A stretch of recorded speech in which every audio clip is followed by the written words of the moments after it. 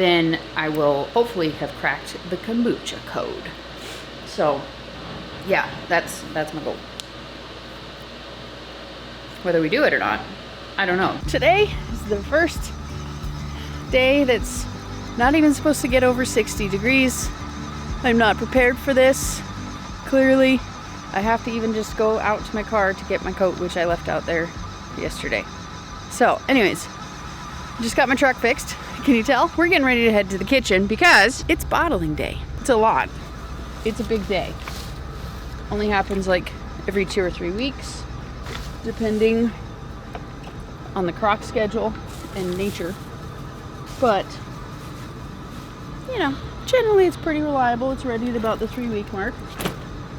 Sometimes I push it, but not usually, because I can bottle anytime between the 2nd and the 4th week, according to my HACCP plans. On the way there, I need to stop by the post office. Those dogs, by the way, driving me insane.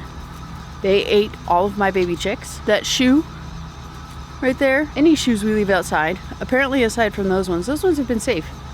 But any other shoe you leave outside, these little rascals just take it and eat it and chew it. And I ain't got time to train 5 puppies. So I don't know what their future holds, but it may involve a future with somebody else. Anybody local interested in some very cute but rambunctious little puppies, hit me up, yo. Send me an email, Fermented Homestead. Anyways, I'm getting ready to go to the kitchen. Gotta stop by the post office. Gonna mail my sister her birthday present, but I'm not gonna show you what it is because this video is probably gonna come out before her birthday. Just know, I don't even know what day it is. I am getting this in the mail 5 days before your birthday, okay? It is the 15th. I'm getting this in the mail 5 days before your birthday. We both have a history with mailing things months after each other's birthdays, but hey, if it gets in the mail, it counts, no matter when it is. I'll see you guys at the kitchen. Made it. So, there are a couple things that we have to do before we can actually get started. The first thing, I don't know if you'll notice in that corner over there, but there's a giant table and freeze dryer that have been removed. That was from a tenant who's no longer here. So, finally came and got that. Very excited about that because that is going to be replaced with my dish rack. Very excited because that means that I can just wash everything, put it on the shelf, and, you know, not have to take 40 million different trips back to my area. So, I need to take care of that. Also, I ordered, this box right here is a test gallon of incredibly concentrated vinegar. If I'm not mistaken, it was 75%. It is significantly more cost effective than what I was doing previously because I don't use standard sanitizers. I did my research, I looked up the FDA, all of the things, and I discovered that acetic acid, otherwise known as vinegar, can be used instead. And looked up the parameters, ran it by the health department. Everything's kosher, don't worry, because bleach, quats, even ozone, they all leave a layer of a film behind. And while that may not matter a whole lot in the finished fermentation, it does affect the fermentation. It leaves behind that little film, and it just gives it that little bit of a slowdown in the beginning of the fermentation, and it can really mess things up. Will it recover?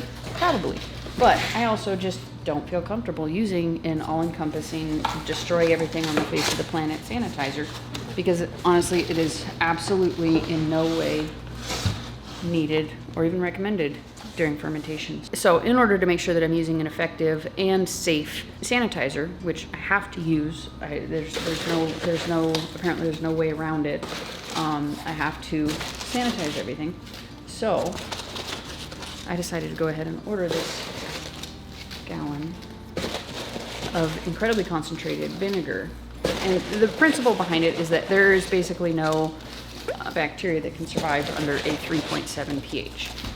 Any of the ones that I would have to be concerned about are more like the 4.6 level, Well, I mean, not that I would have to be concerned about it because my ferments are under 4.7. So you see, it's a little frustrating. According to the parameters, the product that I'm creating is antibacterial, and it is technically sanitizer. Oh, I got the 99%er. This is 99% concentration vinegar. So it is 20 times stronger than standard vinegar, which means I just need to use a little bit, because I've been using for an entire sink, it takes a gallon, you know, and you have to refresh that a couple times a day, so it adds up. So, at any rate, I don't use bleach whenever humanly possible to avoid it. There is bleach in here because I did have to buy one in order to do the well test for the inspection. So I need to get my sinks going. I need to get the hot soapy water, the rinse water, the sanitizer, and I want to clean out that space and roll out one of my dish rack so that I can keep it out here. You have no idea how, oh, I'm so excited. So anyways, today is the only day that I'm really spending in the kitchen this particular week because I'm gonna let my geek shine a little bit here. Tomorrow I'm actually I'm driving up to Columbia and I'm gonna take a 2-day class on microbiology and I'm excited about it. It is 100% voluntary, but I'm very excited to learn. It is microbiology in food production. So I don't know how much it's gonna relate to fermentation, but I'm sure that I can extract many of the principles that are taught in the class, and I just want to learn more about microbiology. So I'm not a microbiologist, I'm not a scientist, I'm not a doctor, I barely even passed high school. But this, however, is my obsession. So this information does tend to stick in my brain pretty easily, and it is something that I get excited about, so it's easy for me to pay attention to, which is rare and few and far between. Just ask my husband or anybody who knows me. If I'm not interested in it, good luck getting me to pay attention. So anyways, time to get to work. I'm gonna put y'all on fast speed and then we're gonna go.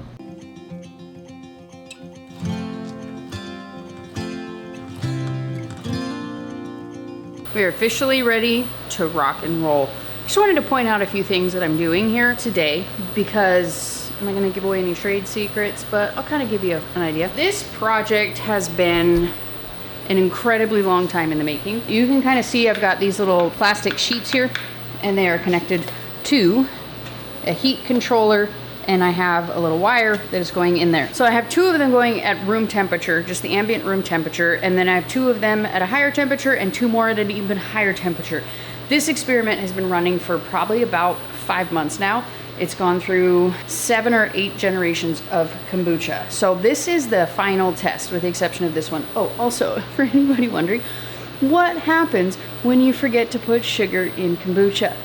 Nothing happens. Literally nothing. You can see the kind of the white, I don't know if you can tell the color difference, but there's a drastic color difference because this is a nice, new, fresh SCOBY on top.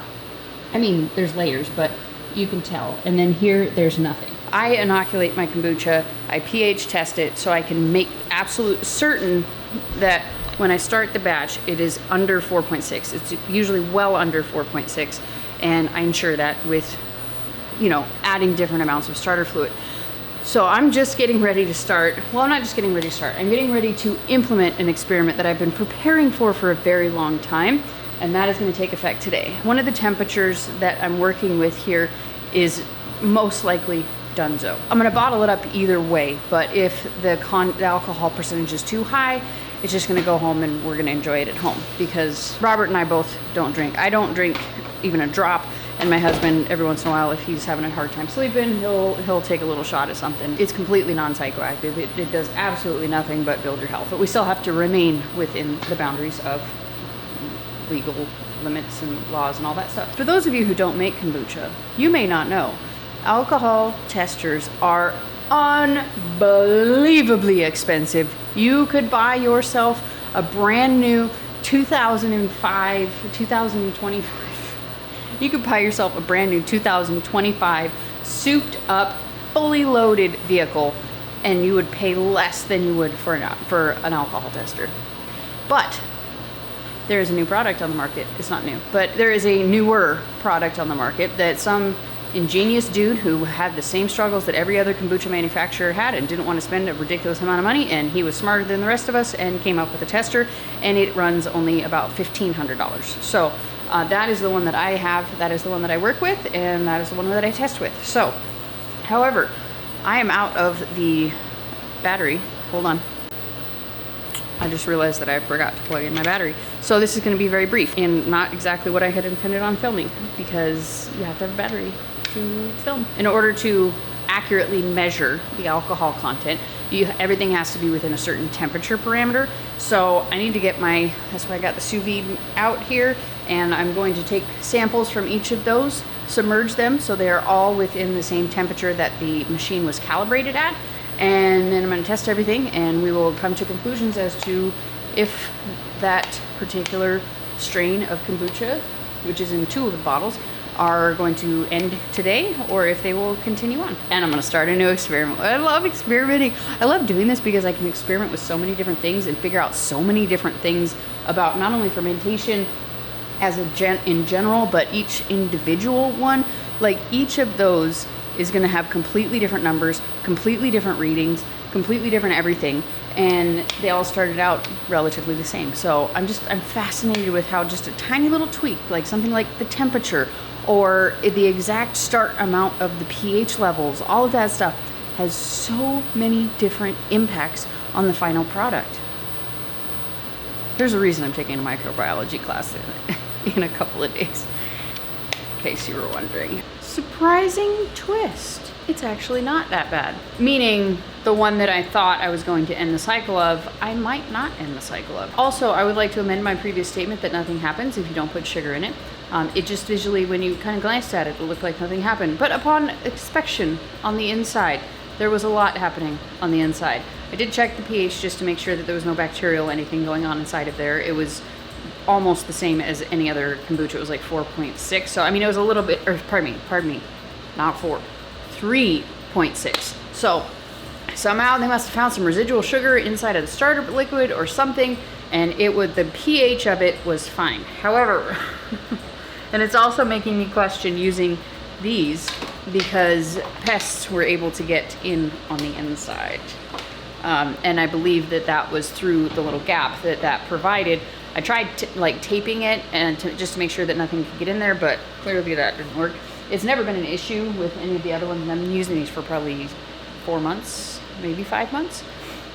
And it hasn't been an issue because I'm very careful with it. I was planning on just, curiosity, doing tests and stuff like that on it, but I did not. I promptly threw away the SCOBY, emptied out the thing, cleaned it, sanitized it, like the whole 9. But there was no bacterial risk with it because it was very low pH, so not concerned with that. But, obviously we don't want any kind of like fruit fly pests or anything like that getting around. That's where we're at right now, and I'm just getting ready to bottle everything up. I use a very, very basic system of gravity fed everything. I do have a transfer pump, but I don't like what it does to the liquid, so I don't use it. It would make my life significantly easier. Basically what it does, it vibrates the liquid running through the pump to the point that it sucks out a lot of the CO2. I am doing everything in my power to maintain a natural carbonation on the shelf without adding CO2. There's no harm to adding CO2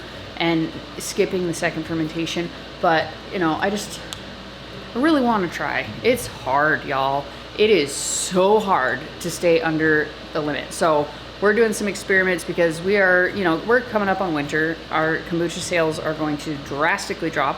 So I can maintain the production that I have, do experiments, and by the time that kombucha season kind of picks up, then I will hopefully have cracked the kombucha code. That's my goal. Whether we do it or not, I don't know, because there are very few companies out there who have actually figured out how to maintain a natural carbonation without going over the legal limit, and arguably nobody has, because I've tested things and they're not real. But that's besides the point. Probably come sometime in April, I might have to start adding carbonation to it and skipping the second ferment, because the first ferment is fine.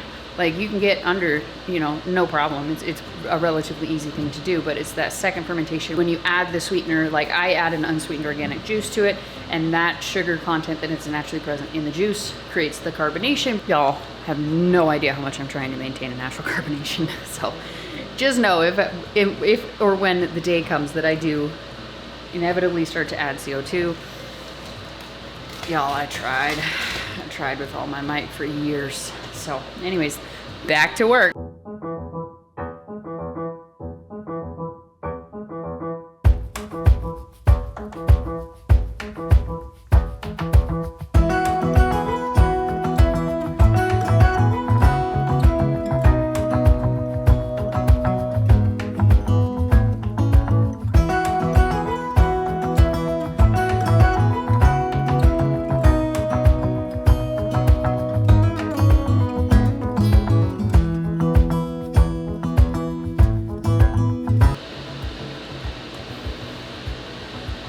know if I recorded any of that, but I'm done and I'm going home.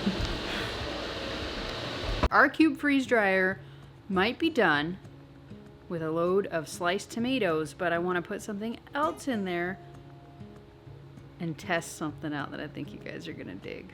So hang on. It's not done, it's just quieter than I thought it was, but we're still gonna go ahead and pre-freeze our load of kombucha. My husband has actually gotten into drinking kombucha, which I'm very excited about, and we're gonna go ahead and freeze dry some in our cube freeze dryer, but first we need to pre-freeze it. And then once we're done with it, won't be in this video, but once it's finished, we're gonna rehydrate it and see if just maybe we can get it to start growing again.